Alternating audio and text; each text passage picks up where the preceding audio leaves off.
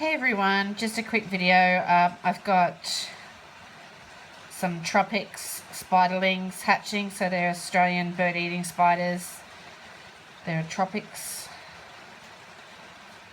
so they're sort of considered the dwarf species because they're smaller. So I've just had the egg sac hatching tonight.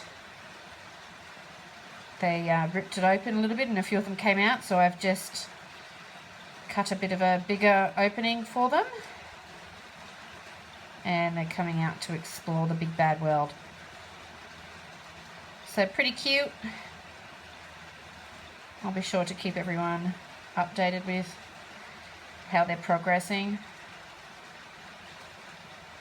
And yes, they will definitely be for sale, so unfortunately Australian residents only.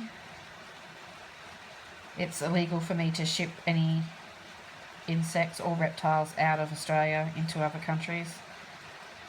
And please excuse the noise in the background, it's raining quite heavily, so but wanted to capture this as it's happening because they're pretty darn cute.